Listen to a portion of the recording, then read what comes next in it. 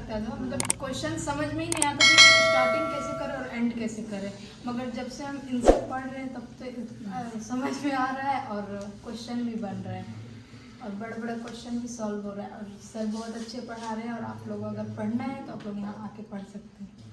एक सवाल सर को जय हिंद। और आज हम लोग आए हैं ट्यूशन क्लासेस में। मैथ का क्लासेस कैसा चल रहा है मैं दिखाने वाला हूँ, रिव्यू कैसा है। टीचर हैं, बच्चों के साथ में SSC GD क्लासेस चल रहा है, तो जानेंगे उनका कैसा रिस्पॉन्स है, क्या है क्या नहीं है। आइए हम बात करते हैं।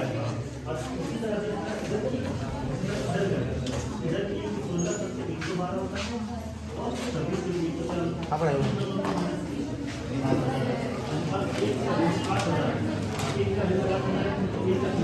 पढ़ा हुआ है, कंप्लीट हो गया, समझ में आ रहा है।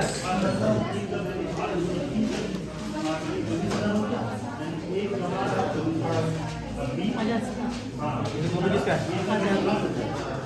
समझ में आ रहा, पसंद है? यस। हाँ, कोई दिक्कत परेशानी? सर कैसा पढ़ा रहा है?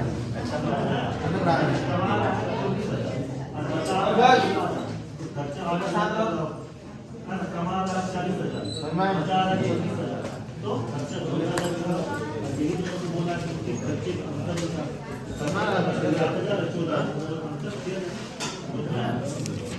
पसंद क्या पसंद चल रहा है?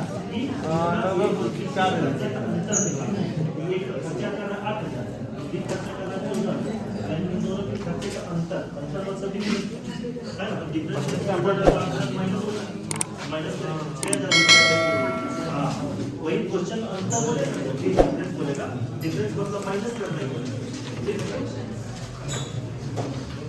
हो गया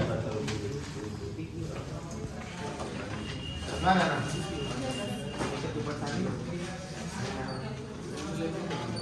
समझ में आ रहा लोग? यस क्लास असर कैसे है? मजा आ रहा है सब क्लास में? हाँ ठीक से बन जाता है। जो क्वेश्चन में 5 मिनट लगे वो 5 सेकंड समझ में आ रहा है ना?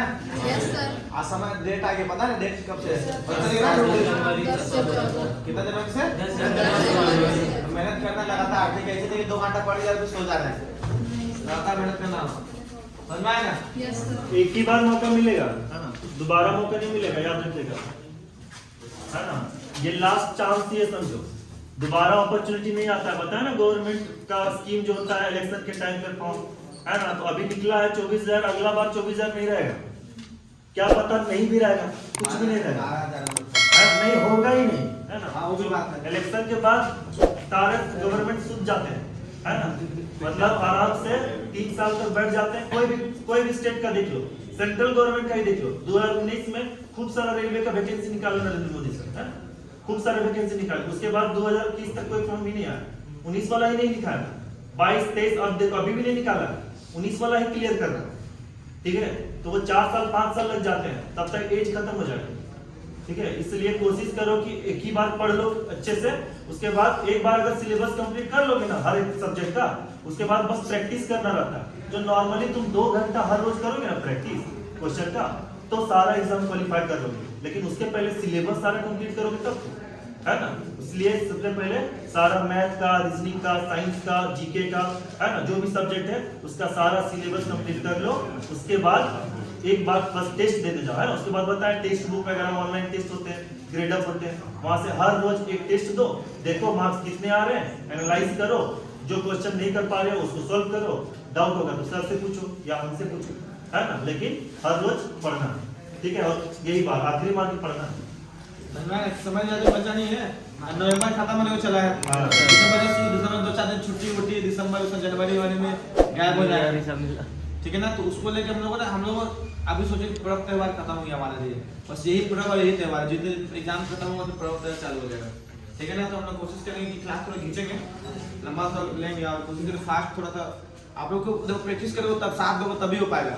अदरवाइज हम लोग पढ़ा रहे हैं, आप लोग पढ़ नहीं रहे, रिवीजन कर रहे हो, तो अगला क्लास में समझ में नहीं आएगा आप लोग, ठीक है? हर रोज जो होमवर्क दिया जाता है, हर रोज जो टास्क मिलता है उसको उसी दिन कंप्लीट करके आइए। अगर नहीं कर पाइएगा तो फिर प्रॉब्लम होगा, इसलिए जितना बताते हैं उतना याद करके आना, क्या समझ में आया ना? जैसे क्या बताएं, मल्टीप्लिकेशन याद हो जाना चाहिए इस वीक तक, ठीक है, स्क्वायर याद हो जाना चाहिए, क्यूब याद हो जाना चाहिए, फ्रैक्शन वाला जो वैल्यू है परसेंटेज वाला ये याद हो जाना चाहिए। देख लिए कितना यूज है, स्टार्टिंग में बताया था कि हर जगह इसका यूज है ना, पूरा परसेंटेज, रेशियो, एवरेज, है ना, profit loss, SICI, compound interest, सब यही इसी से बनेगा, ठीक है, जो 5 सेकंड 10 सेकंड में सॉल्व कर सकते हैं, 5 मिनट वाला क्वेश्चन, इसलिए उसको याद करना जरूरी है। वैल्यू याद करिए, टाइम बचे।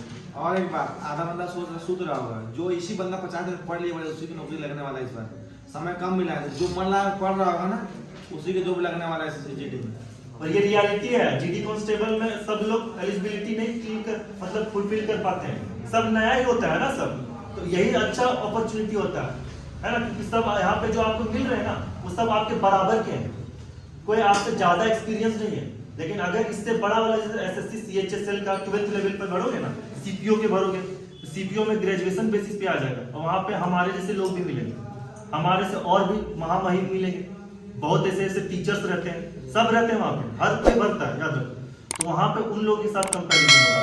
लेकिन यहाँ पे आपका लेवल का है, तो यहाँ पे थोड़ा सा एफर्ट करिए और आगे निकलिए, वहाँ पे बहुत एफर्ट करना पड़ेगा और शायद वहाँ कोई गारंटी नहीं है ना। यहाँ पे 100% है कि थोड़ा सा मेहनत करिएगा ना, 8 घंटा 10 घंटा हर रोज पढ़िए, अभी 2 महीना 3 महीना पढ़िए, है ना, प्रीलिम्स निकालिए, अब प्रीलिम्स जीडी का हो गया तो बाकी सब है ना, बस प्रीलिम्स ही है थोड़ा सा, है ना, और उसमें तो 100% गारंटी है आपका, ठीक है, इसलिए अच्छा से पढ़िए, है ना, बाकी तो फिजिकल होना ही है क्लियर, फिजिकल तो रखा है ना। तो प्रीलिम्स में है, कोई भी डाउट है, किसी से भी कोई भी सब्जेक्ट से डाउट होगा तो पूछा कीजिए, है ना, बस रुकना नहीं, है ना, ऐसा नहीं कि कोई क्वेश्चन आ गया तो हम लोग रुक गए, है ना, कोई भी सब्जेक्ट, कोई भी टॉपिक, किसी भी चीज से पूछना हो पूछिए और आगे बढ़िए, है ना, रुकिए नहीं। समझ में आया? मेहनत करिए, हो जाएगा सिलेक्शन, ठीक है। अब मैथ सर के बारे में कुछ बोलना है, कैसे पढ़ा रहे हैं वीडियो में, क्या बोलेगा? हाँ, एक ही बात खड़ा बोले तो मजा आ गया। खड़ा खड़ा बोलो, ऐसे पढ़ा रहा है मैथ, हाँ बोलो, क्लास के बारे में बोलो, ऐसा पढ़ा रहा है, क्लियर बोलो, जो फैक्ट है वही बोलो, है ना, ऐसा कुछ ऐसा ही है नहीं, है ना, जो रियलिटी है, जो आपको लगता है मेरे बारे में कि कैसा है ना, वही बोलो, अगर खराब है तो खराब ही बोलो, कोई दिक्कत नहीं। पहले से तो बहुत अच्छा पढ़ाई हो रहा है, जैसा आपने ठीक बताया ना, ऐसा मतलब शॉर्ट टाइम के लिए बहुत अच्छा है, और इस तरह मतलब प्रैक्टिस करना चाहिए हम लोग को, ऐसा ही चाहिए ऐसे जीडी के लिए। नेक्स्ट और कोई गर्ल्स में छोटी खड़ी हो जा, खड़ा खड़ा खड़ा, शर्मा मत, शर्म को पी जाओ, पी के ऐसे लगा पढ़ने में शर्म उसके टूटे कर्म, सुने ना।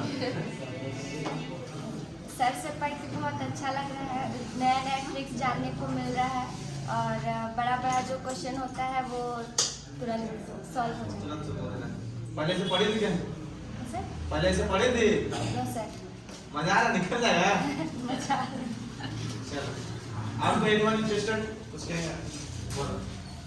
पहले मेरे को मैथ से बहुत डर लगता था, मतलब क्वेश्चन समझ में ही नहीं आता था कि स्टार्टिंग कैसे करें और एंड कैसे करें, मगर जब से हम इनसे पढ़ रहे हैं तब तो समझ में आ रहा है और क्वेश्चन भी बन रहे हैं और बड़े बड़े क्वेश्चन भी सॉल्व हो रहा है, और सर बहुत अच्छे पढ़ा रहे हैं, और आप लोग अगर पढ़ना है तो आप लोग यहाँ आके पढ़ सकते हैं।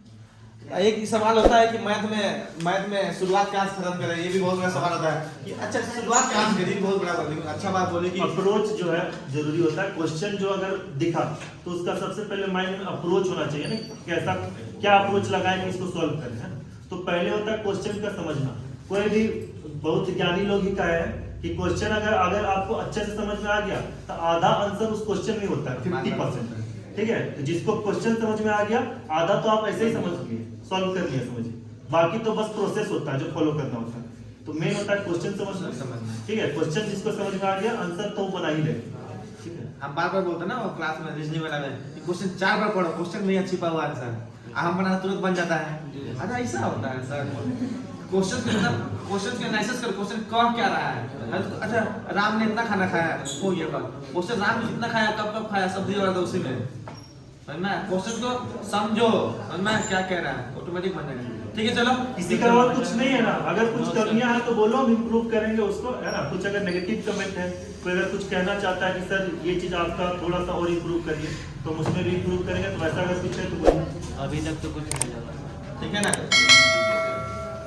ठीक है। चलिए ठीक है, थैंक यू। टाइम खत्म कर दिया, चलिए।